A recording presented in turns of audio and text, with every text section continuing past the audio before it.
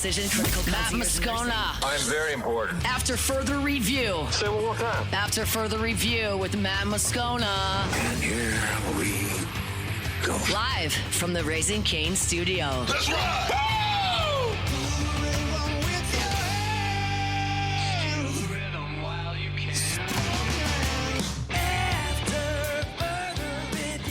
Hour number 3, off and running here on a Thursday edition of AFR. We're presented by Decision Critical Concierge Nursing. Musso in for Moscona. Scone is in mid-travel to Nashville, Tennessee, where he will host AFR on Friday from Friends in Low Places on Broadway ahead of LSU. Vandy Jordan Kitchens is here filling in for me, I guess, and Paul O'Neill along for the ride as well. Great 2 hours of the show so far and a jam-packed hour number 3. We're about to get into the Saints-Bears injury report. A little bit more from Brian Kelly. I want to let you hear Mike Triplett at the bottom of this hour. Otter Locks as well.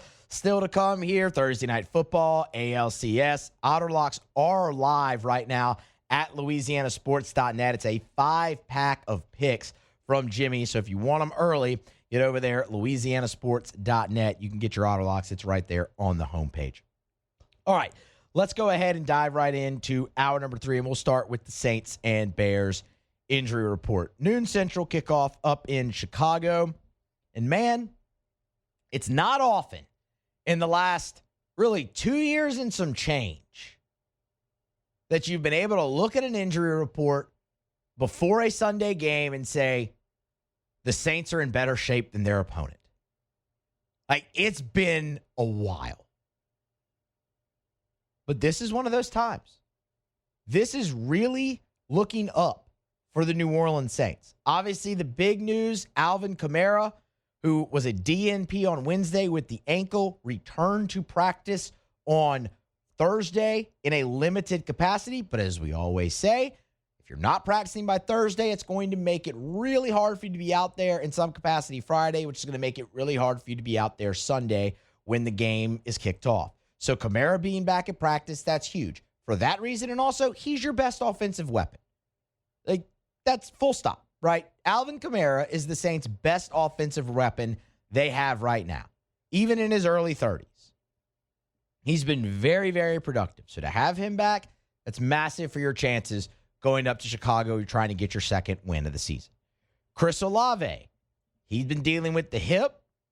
He was limited on Wednesday, upgraded to a full participant here on Thursday. Olave's had his problems, for sure, with drops, getting open, contested catches, all of it. But that is still a player, more often than not, you want out there. Is he a number 1 wide receiver? I don't think so, but he's certainly a guy that can contribute. To see him go from limited to full, that's huge. Alontae Taylor went as well. He has a knee, limited to full participant here on Thursday. That's huge because I don't think many people would argue with this. Alontae Taylor's your best defensive back. Kool-Aid McKinstry's had his struggles. You like what you've seen from Quincy Riley and Jonas Sanker so much. Obviously, you have a veteran in Justin Reed at the back end, but Alontae Taylor really is, in terms of guys who are back for another year, the most proven guy in that secondary for the New Orleans Saints. Again, with all due respect, Justin Reed is the veteran. This is his first year in New Orleans, so the guy's returning. And I think Alontae Taylor's been your best defensive back so far this season. So having him to go up against Caleb Williams, who looks like he's really starting to figure things out a little bit at the NFL level, and obviously the different places you can move Alontae Taylor around on your defense, that's huge. Isaac Adams, the interesting one. He went from a DNP dealing with that hamstring to a limited participant. But Adam has that deal with the contract where it could impact the Saints draft compensation and whatnot if he reaches a total number of snaps in the season. So we'll see if Isaac Adam, he might not have an injury designation anymore, but we'll see if the Saints put him out there on the field come Sunday. And then Devon Gottschall, he's the only DNP for the Saints on Thursday, and that's for a veteran rest day. It is trending towards everyone on this injury report for the Saints. Alvin Kamara, Chris Olave, Alontae Taylor, Devon Gottschall, Isaac Yiadom to be available on Sunday at Soldier Field. And that is such a welcome sign for this franchise, given the injury history that they have had the last 2.5 years and maybe some change involved in there. They've just been a friggin' mash unit for the majority of that time. At every position. We know about the soft tissue epidemic they had.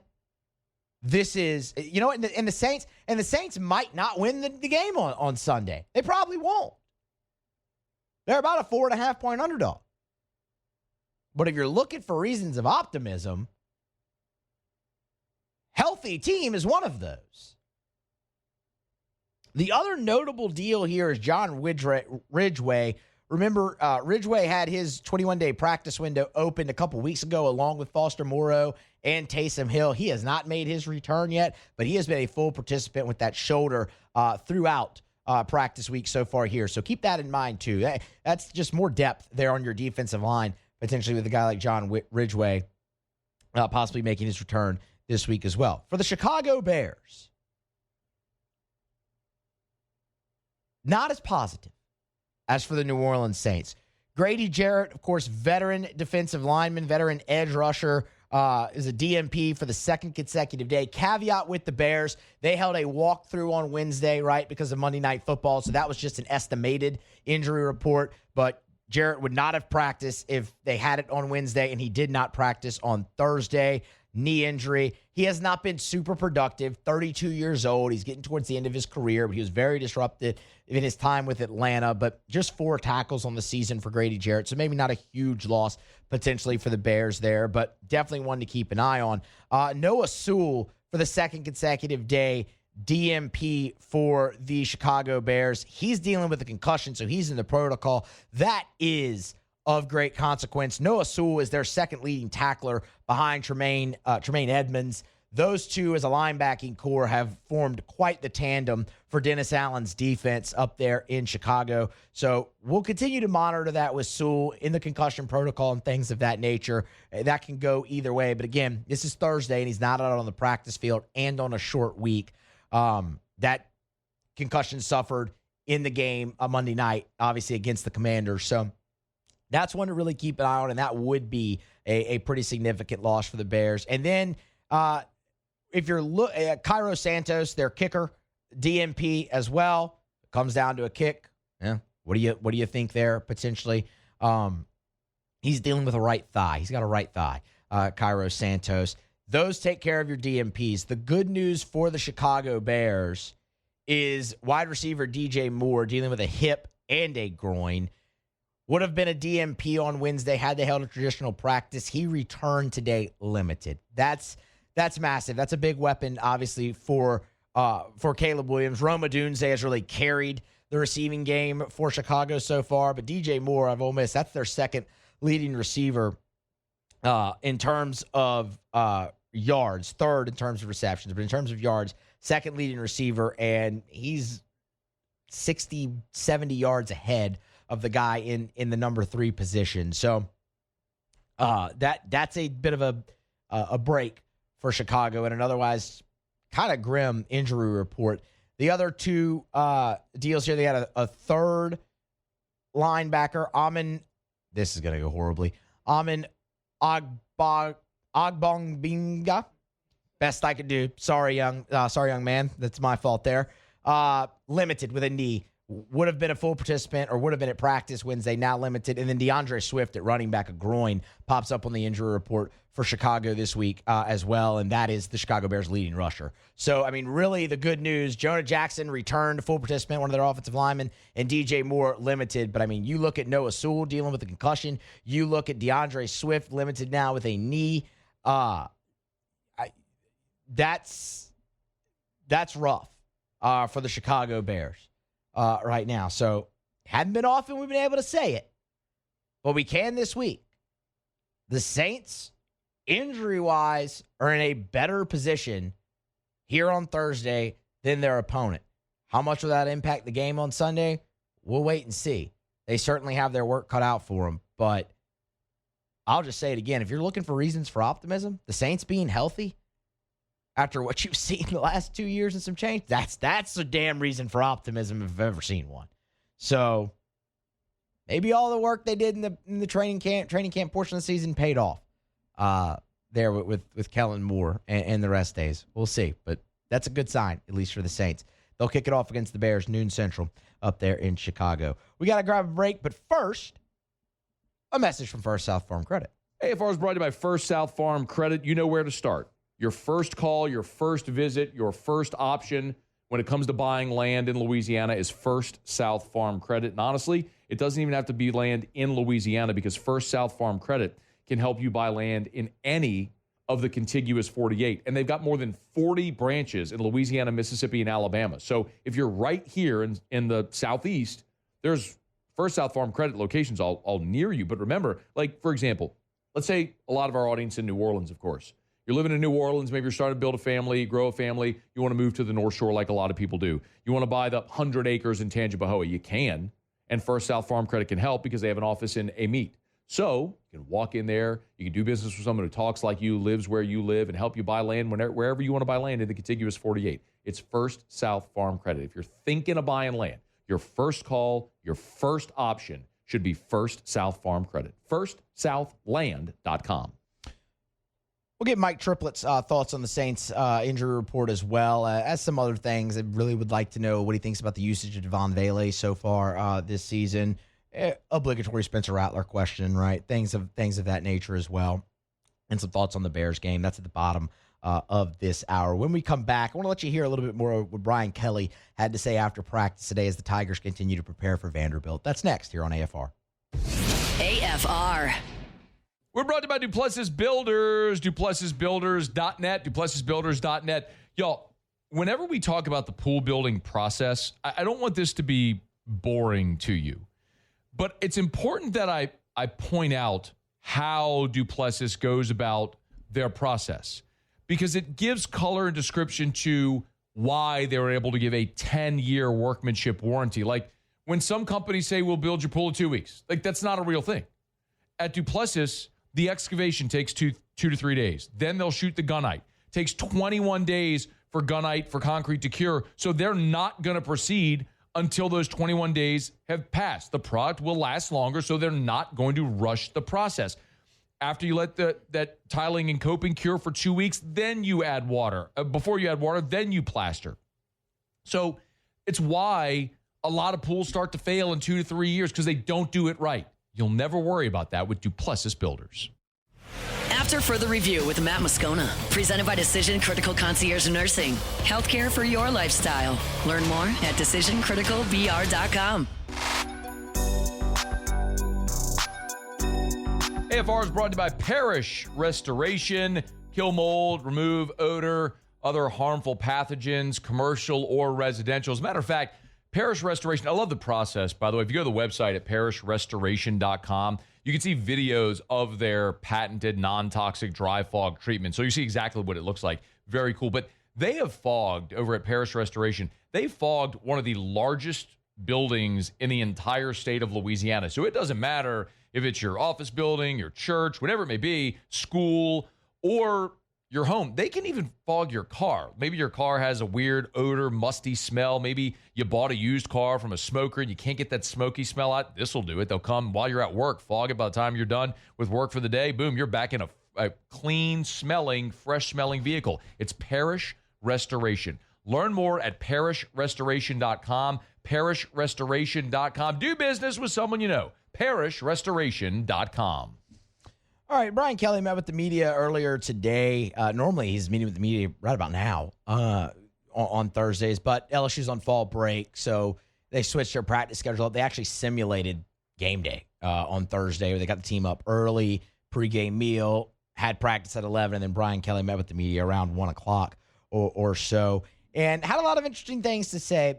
One thing that really, really stood out to me, though, was a comparison that Brian Kelly made. Look, we've all talked so much about how it's LSU Vandy on the marquee, but there's a lot of things that make this seem not like a normal LSU Vandy game. For one, Vanderbilt's the favorite in this football game. Two, they're just a vastly improved football team and program under Clark Lee. They have some real talent on that club. Brian Kelly, though, I found this very, very intriguing because Vanderbilt is a team that makes you win the football game, right? They're not going to give it to you. And the comparison Brian Kelly took to in that regard stood out. The first thing I said to him is that we're playing Navy. You know, we're playing triple option. You have to do your job. If you don't do your job, they're going to rip off a big play. So, you know, this is matching our traits with our talent. Like, you can't go in there and say, I'm just going to out-talent Vanderbilt. They're going to beat you. If you go into the game and say, listen, we're going to follow our traits, our discipline, our detail, we're going to play smart, and then bring our talent, that now we're in a much better position. But if you go in there thinking, okay, you know, we've got better players, and I can argue that in some places they have better players than we do. But the point I'm making is you have to bring those traits to a team that plays so well together. The Navy comparison's interesting just in general because Brian Kelly's very familiar with playing the service academies of his time at Notre Dame. And, I mean, hell, you saw him do it here against Army one time midseason. LSU was awesome in that football game. While the offense is different, I mean, there are obviously some, you know, aspects that you really have to keep an eye on with Vanderbilt, mainly Diego Pavia, all the RPO stuff, and then the different options that he has when he's in there at quarterback. Vandy likes to run a little shovel pass. That's all eye discipline stuff there for LSU. So, I mean, that's what he's talking about. And I thought it's a very apt comparison, honestly. It caught my attention, but the other reason it caught my attention is because Ole Miss. Brian Kelly in that cut, kind of towards the middle of it, said, you know, you can say, oh, we have, you know, more talented players than they do. He said in some spots, I might argue that they do. Okay, well, we can have that argument. That's not what this is about. But I think most people would agree that LSU's roster, top to bottom, is more talented than Vanderbilt's. It's not to disparage what Clarkley has done there. As we said, he's done a fantastic job. Vanderbilt looks like an SEC football team now, when in the past they haven't. They have a lot of depth on defense. Like, that's a very talented team. But LSU spent $18 million on this roster. Brian Kelly has admitted that. You have to do your job. And the first thing I thought about when he said that was the Ole Miss game. Because in that game, LSU didn't do their job. Now, a lot of that is because you were on the field for 50 plays in the first half. And while you struggled getting off the field a little bit in third down in that second half, LSU still allowed 7 points in the second half to Ole Miss. But in a lot of situations, going up against a guy like Trinidad Chambliss, who never ripped off the big run in that game, but he ripped off a lot of runs and totaled about 70 yards, you got caught looking the way you weren't supposed to look. Your eyes were in the wrong place. And again, LSU, top to bottom, a more talented team than Ole Miss. It just proves that you don't roll the ball out there in this conference. And the same thing is going to be said in Nashville this weekend. So I love that that's the tact they're taking, because Brian Kelly has a lot of experience preparing teams for offenses and teams like a Navy. Not to say Vanderbilt is exactly Navy, but again, what did we say? That's a team that wants to control the game. They want to have success on first down, second down, and convert on third, and really elongate drives and keep the opposing offense on the bench. They want to limit your opportunities, much like a Navy, an Army, teams like that. Brian Kelly's not just saying that to the team. He's having them prepare that way this week, too. And that's something he's very comfortable preparing for. So I really liked that aspect of it. And it's going to come down to execution. We talked all about third down in the last hour of the show.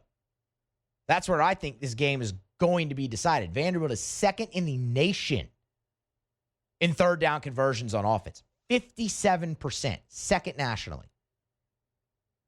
LSU's top 30 in preventing third down conversions, and they're number 4 in the country in stop rate. You can look at third downs all you want. Stop rate is what I love even more. LSU, 80% of the opponent's drives for LSU ended no points. That's stop rate. A punt, missed field goal, turnover on downs, or a turnover itself. 80% of LSU's drives. They've been really good getting off the field. Maybe it's not always on third down, but they've been great getting off the field. They're going to have to do that against Vanderbilt. The other thing that was really interesting from Brian Kelly on Thursday that I thought, he was asked point blank about needing to get Barry and Brown the football more. Well, sometimes it's not as easy as saying, let's get them involved, right? I mean, if they're going to play 4 under 3 deep, and they're going to buzz the outside, your outside receivers now, they're not as viable. You play quarters and it's match on the outside, you got one-on-one routes. So it's really just saying, look, we recognize that we've got a talented player here, and we got to find more touches. And sometimes finding those touches is circumstances, right, in the game that allows it. But we recognize his talent, and we sometimes have to create some opportunities for him. It's the end of that cut right there. LSU has got to get the ball to Berrien Brown more. Berrien Brown was the freak show guy that stood out so much in fall camp. It didn't matter who you listened to, whether it was Hester and Flynn in the morning, whether it was Hunt in the afternoon, whether it was Matt right here in the afternoons or whatnot, they all told you Berrien Brown was the standout guy. The standout guy in fall camp was going to have a big year for LSU. Berrien Brown was targeted twice against South Carolina, and that's just unacceptable. That can't happen. I understand what Brian Kelly's saying, and he's right. Sometimes circumstances in the game dictate how the offense is called and whatnot, but sometimes how you call the offense early in the success you have, i.e. establishing a running game and committing to it and things of that nature, can dictate where the defense is, what formations they're in, down and distance. All of that can dictate, and then it is up to you to figure out a way to get the ball to Berrien Brown. I will tell you this right now. It's not just Berrien Brown. Nick Anderson needs to be involved more in this offense too.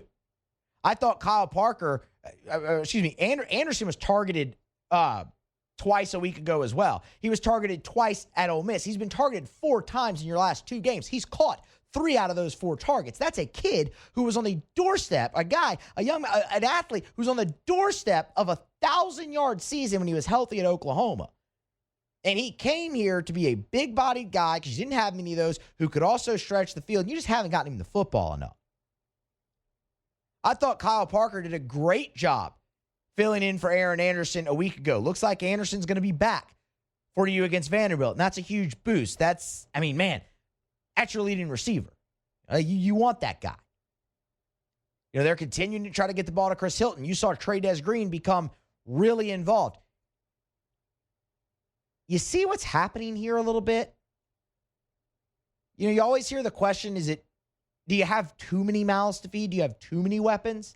I think in this case, LSU might have a touch of that. I'm never going to tell you that's a bad thing, because it's not. Depth is always good. But what LSU has is a lot of guys who would be number ones elsewhere, and you're just struggling to get all of them touches. And I also think you trying to get so many of them touches could be limiting the offense a little bit.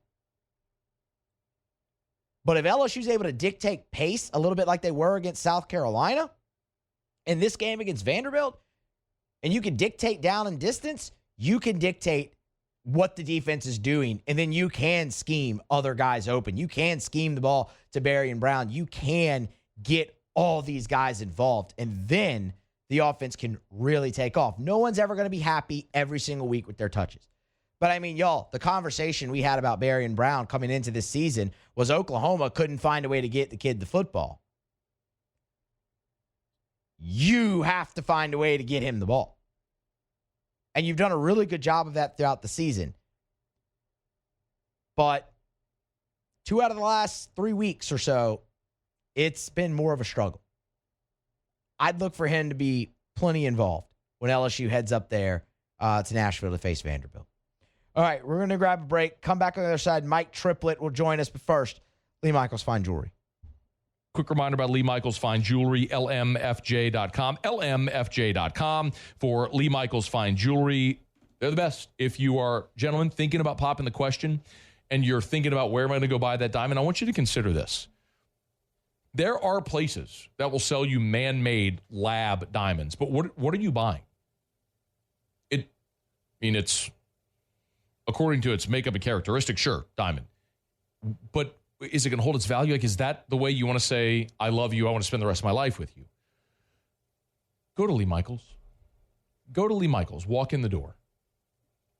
Experience the thing I talk about all the time, which is the Lee Michaels experience. It's Lee Michaels Fine Jewelry with 10 locations. Baton Rouge, 2 locations in Baton Rouge. New Orleans, Lafayette, Shreveport, Mississippi, Texas as well. 10 locations across 3 states. It's Lee Michaels Fine Jewelry. Thrill her, gentlemen. Thrill her with a gift in the red box from Lee Michaels Fine Jewelry. All right, we got to grab a break. Come back. We'll wrap up the Saints talk for the day. Mike Triplett preview some Saints, Bears, get some thoughts on the team as well. Otter Locks still to come as well. Stick around. It's AFR. AFR. Brought to you by Glow Resources. If you are a business owner, if you're an HR manager, a VP, an ops manager, if you're the person in charge of hiring at your job, at your place of business, and you're having trouble finding the right people, you need Glow Resources. And I want to remind you, Glow Resources, they're exceptional when it comes to skilled blue-collar workers and also white-collar divisions. Remember, Glow Resources has a full professional placement division. So we're talking about office administrators, executive-level assistants, assistant controllers, plant managers, scheduling assistants, basically any type of office job. Accounting, HR, marketing, managerial, supervisor roles. If you're having trouble finding those people and sometimes hard to fill roles, Glow Resources specialize. They recruit nationwide. For example, they had a Baton Rouge company that was looking for an engineer. They found the employee in Florida to work the job in California. It's Glow Resources. Check them out online today. GLO, glowresources.com. After Further Review with Matt Moscona, presented by Decision Critical Concierge Nursing. Healthcare for your lifestyle. Learn more at decisioncriticalvr.com.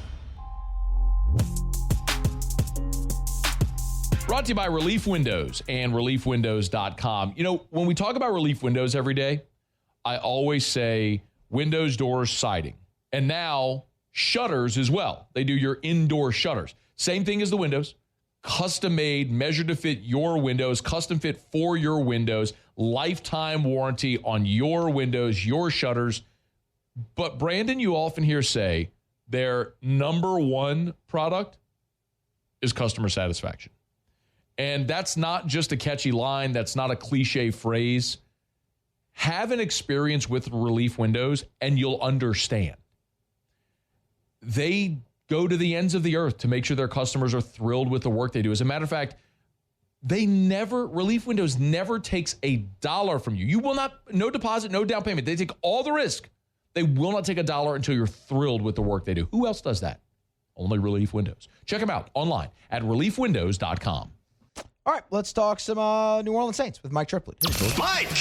Yeah? New Orleans Saints coverage with some Mad Libs mixed in. Why don't you just go by Mike? It's time to talk black and gold with Mike Triplett of New Orleans Football. Presented by Benny's Car Wash. Family owned and operated since 1951. Mike Triplett, New Orleans Football on Twitter at Mike Triplett with us here every Thursday on AFR. Mike, we appreciate the time. How are you? Good. Thanks for having me. Of course, man. Thanks for jumping on. Mike, I want to start with the injury report, actually, with the New Orleans Saints, because the way I put it at the top of the hour is it's been a long time since you could look at an injury report and go, man, the Saints are actually in better shape than their opponents. Yeah, look, and I mean, there's some important ones. It'll be last week was the first time they had their entire offensive line both start and finish a game. So I'm eager to see if this offense looks better once that offensive line is healthy and together. Can they actually like run the ball and protect and get something going? But yeah, Chase Young has been back now for 2 weeks. It's about as good as it's probably looked this late into the season as it has been in several years around here. For sure. The other interesting thing that I saw, I mean, Isaac Yiadom returns in a limited, but he has to deal with his contract and the snap count. Is there a chance the Saints actually put him out there on the field this weekend against Chicago? Yeah, look, they might have to make a decision ultimately on that because it is such a weird scenario for a rebuilding team that's clearly stockpiling young players, and we don't know what they're going to do for sure at the trade deadline. But the fact that his playing time could directly cost them a fourth-round pick, yeah. I'd be pretty shocked if they let that happen. So I don't know if they'll try to trade him, work something out with him, grant him a release with a send-off, just keep him as a backup, and he'd be happy with that. I don't know, but look, they were already working Quincy Reilly into the mix even before he got hurt. So I am very curious to see how they manage it. But they have been so clearly aware that they're a rebuilding team, even with the way we saw them rotating Danny Stutzman and Isaiah Stolbert into the mix to get them snaps last week. So that one's a unique one, but I think they're aware of it. Mike, do you think you mentioned Stutzman and Isaiah Stallbird? What do you think that means for Pete Werner, if anything? I'm going to take them at their word when they say they've got some young players that they really like and that they know in the NFL that, somebody's going to get hurt and they're going to have to play at some point, so they don't want them having 0 snaps a game until that day one day comes. So they're giving them 6 snaps a game here and there. That's smart. It's like I said, it's what they did with Riley earlier this season. It's what they did with Sanker before he became a full-time player. Of course, you wonder in the back of your mind, are they shopping Pete Werner? And that's also a possibility, but I don't think it's inevitable. But, they're a team that now with some of the trades they've made and with the playing time they've been given, they're acting like a team that knows that it's got young players that it wants to get on the field. One guy that I think many want to see get on the field is Devon Vele. And, Mike, I'd love to know where you are with this because, that's a guy who Kellen Moore has raved about since they acquired him, and the presence that he can provide as a big target down in the red zone, in the middle of the field, all of those things. And it's always been an onboarding process. And we're 6 weeks into this thing. You're going into Game 7. He has been very, very underutilized, in my opinion. Yeah. No, I agree. And look, Kellen Moore did say we should have seen some warning flags when he said it. When they first traded for him, he compared it to the Eagles trading for Jahan Dotson last year, right around the same time of year, the former first-round pick that they got from Washington. And Dotson played a very big role for the Eagles. He said, you could give him a few packages early on and then gradually increase that role as the season goes on. So, that you look at that blueprint and you're seeing kind of the same thing. They didn't just immediately say, all right, you're our number one red zone target now. But yeah, it's been very disappointing considering the cost to acquire him that they're willing to basically treat him the same as they're treating like Mason Tipton right now in their offense. It's such a small role right now.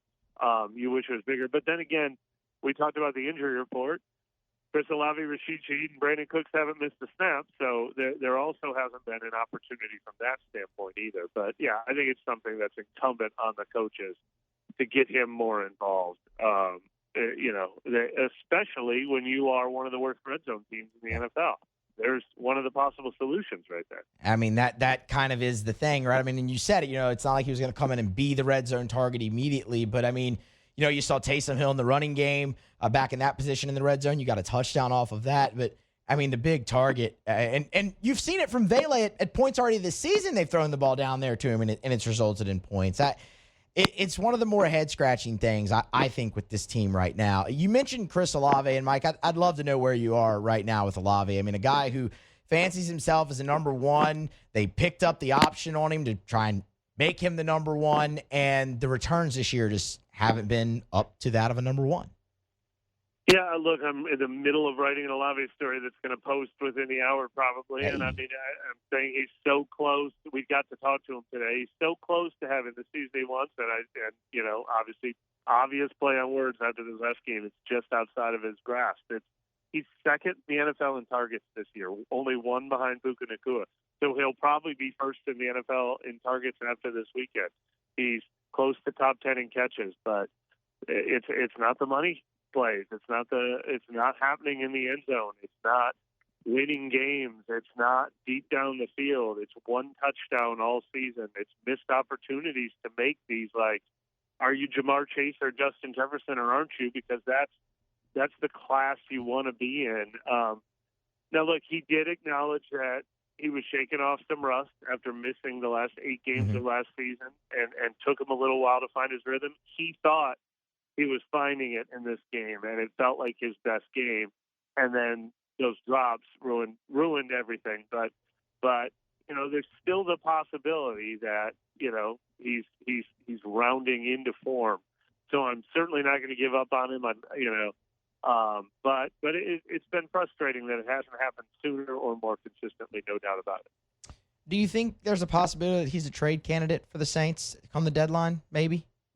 Yeah, the one thing that makes some of the money guys tougher decisions as trade candidates is if they ever become free agents, you get the comp picks for them. So, like, Yeah. I don't think Olave is the kind of guy that you would trade for a fourth-round pick, and I think he could be a big part of your future. I don't know if teams are offering second-round picks right now. I would think they would have to consider that if teams are, but I don't know that teams are. So that's kind of a weird conundrum. He's definitely not a trade and get whatever you can for him guy, though. He's only traded if you're getting something special in return for him. Mike, you were around the team a lot all the time, especially this week. I know you had some locker room availability here today. You sense any extra juice with the club with Dennis Allen on the other sideline this week? Not necessarily. I actually think the juice would come from him, right? Yeah. He's the one who got fired by this team. He's the one who probably would like to shut them down. I think if it was going to be one or the other. But I think the familiarity, I can't even say that word, will definitely play a part. I mean, they've been going against each other in practice. They've been playing the chess game against each other for years. They're going to recognize some of his tricks, especially guys like Alvin Kamara and, Chris Olave, or guys who've been here for 3 or 4 years, Eric McCoy, who makes so many important decisions at the front of that offense. So I think the gamesmanship aspect of it will add an intrigue to it. But if there was somebody who had a revenge game in mind, it'd be the guy in Chicago. All right. I feel like Kendre Miller might have a little extra juice for this one, Mike. Excellent, fair point. If there's one guy at number 5 might be wanting to make a statement this week. Last one, Mike. Your time very much appreciated. Mike Triplett, NewOrleans.football. Get him on Twitter X at Mike Triplett. Spencer Rattler. I've been thinking all day really kind of how to ask you this without putting it all on Spencer Rattler because it's not all on him. But, man, they've had opportunities at the end of games to either go down and tie or go down and take the lead. Are Spencer Rattler in this offense close to accomplishing that, in your opinion? Yeah, I mean, it's what I just said about Olave. I think Rattler just had his best game of the season this last week, and it's just missing the home runs. Like he's like a 300 hitter who's getting on base a lot, who's hitting singles and doubles, and just not quite, the red zone or the game-winning drive or the deep touchdown. Obviously, they got their first one to Shaheed a week ago, and then they had this 53-yard catch to Olave at the beginning of this game. But it also feels close. It also feels like it's getting closer each week. He's just in such a unique circumstance because he's playing for a 1-5 team that might end up with a top 3 pick next year, and they have the second-round pick in the building. That it feels like he's up against some sort of deadline pressure as opposed to being a guy who has a year or two to keep growing. But that's also us looking at it from the outside. Maybe this team has seen enough to say, yeah, we are going to spend the next year or two developing this guy, because that wouldn't be crazy either. But yeah, it's hard for us looking from the outside, analyzing him. Is he enough, or do you need more? He's not playing bad enough to be down on him, but he's not making those exceptional plays that just say, that's it, they got their guy. Like, he's not making, he hasn't had the Drake May game that we just saw in the Superdome yet. But he's not, it feels like he's in that neighborhood. We're just waiting to see it. It's a weird sort of limbo with this entire team right now, because there are signs of optimism, but not quite what you want to see to be like, oh, wait a minute now, this they're trending very much in the right direction. It'll be interesting to see Sunday up there in Chicago. Mike, we appreciate the time. As always, y'all go to NewOrleans.football, get subscribed, read his stuff, the Chris Olave piece that's coming out here later tonight, and we'll do it again next week. Thank you, Mike. All right, thank you. Absolutely. That is Mike Triplett. We're going to grab a break. We'll come back on the other side, and Jimmy will be here. Tell us what we're betting on here. ALCS, Thursday Night Football, some college football. We'll get Otter Locks next to close out AFR. AFR.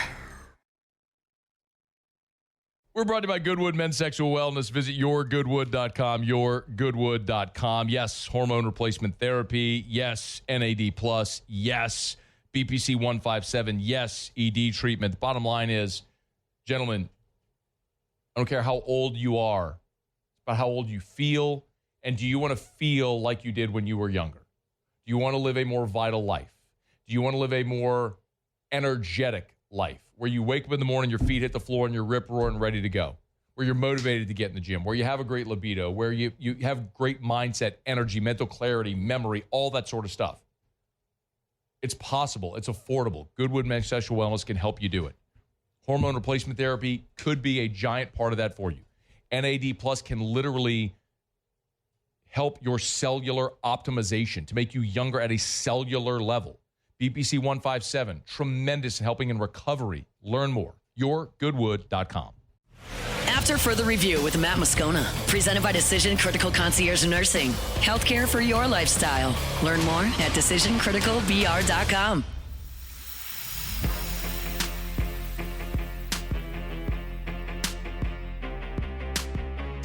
All right, wrapping up Thursday edition here of AFR. Matt's back in the chair tomorrow, live from Nashville, Friends in Low Places on Broadway for the show. We have one thing left to do. That is, of course, Otter Locks. Otter Locks. All right, time to win some money. Presented by Total Maintenance AC Repair. Same-day service means you will never sleep hot. 480-1000. We are Total Maintenance. I think it's safe to say that I won the bet.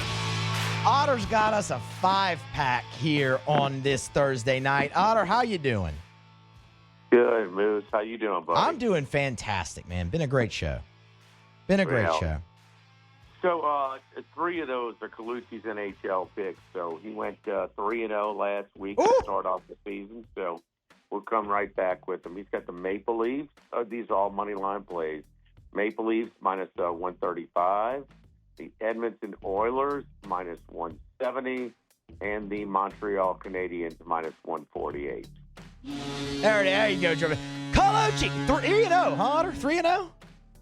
3-0 last week, a little hat trick. It's going to be a good Colucci Colucci can year. do again. Milwaukee, we put out earlier today the Brewers in the game against the Dodgers. I'm not sure what Murphy's doing, throwing out Ashby to start Mizorowski. They had 1 run in, 2 on, 1 out, and he decides to pull him. Mizorowski comes in to strike out the next 2 guys to get out the inning. Brewers respond with 1 in the top of the second. That's where we are now in the bottom of the second. Dodgers batting, bottom of the second. 2 outs, nobody on, tied up, 1 apiece. I do love the late game tonight. Game starting about an hour in Seattle. Toronto got a game last night, 2-1 now the lead. But Max Scherzer is lucky to be on the postseason roster. Yeah. His last outing, 5 innings, 4 earned runs. 2/3 of an inning, 7 earned runs. 5 innings, 2 runs. 4 runs in 4 innings. 4 runs in 4 innings. 4 runs in 6 innings. This is not a good matchup for the Toronto Blue Jays. And for some reason, maybe because he's a former Cy Young, he's a future Hall of Famer, but he is not close to what he used to be. Luis Castillo in a short price tonight. Love the Mariners at home in Game 4 tonight. Yeah, when I saw the pitching matchup, I was like, wait, what? Huh? Max Scherzer? All right, we'll see.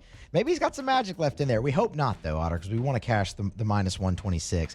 Thursday night football. A couple more older gentlemen there. Aaron Rodgers, Joe Flacco. What are we thinking? Yeah, man, it's the old guys bowl tonight. And, Mike Tomlin is the king of playing to the caliber of competition.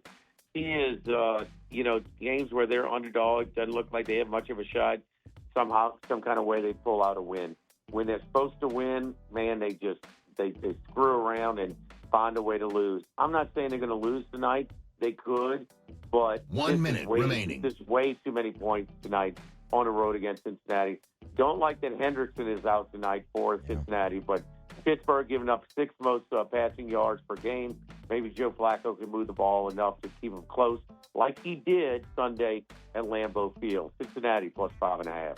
There's a boost at DraftKings on that game as well. Go ahead and take advantage of that. Otter, Football Friday, Rufino's tomorrow. Starts at 10 a.m. Charlie and Nixon breaking down the film. And then we got picks, and more picks for Friday. Football Friday. Lock of the Week Friday. presented by Tex Morris, live from Rufino's. Y'all get over there and see the guys over at Rufino's for Football Friday. Otter, we appreciate it. We'll talk to you next week, man. All right, Moose. Good luck. Good luck. That is Jimmy Ott. This has been After Further Review. Thank you to Lee Sterling. Thank you to Mike Triplett, Jordan, Paul. Appreciate y'all. This is Jordan's third show of the day, man. He really carried it. Matt's back tomorrow for AFR on a Friday. After Further Review. Always a pleasure to tell you about our friends at the Williamson Eye Center. Check them out online at williamsoneye.com. They've got locations all over the greater Baton Rouge area. On the Baton Rouge General Campus, I mean, you turn off a Bluebonnet onto Picardy, you make that right. And then right there at the stop sign, the building on the right, the first 2 floors, that's the Williamson Eye Center. State-of-the-art dry eye center, and it's full service. Of course, they have their state-of-the-art surgery center there where you can have your LASIK or whatever surgical procedure you're having. But they have your standard annual eye exam as well at the Williamson Eye Center. Learn more at williamsoneye.com. The thing I tell you every day is take the advice that I was given and change your life. To give yourself the gift of sight is absolutely incredible. If you're someone like me who spent your life with contacts or glasses, there is a way to be done with it forever. williamsoneye.com. Go see Dr. Blake Williamson for that free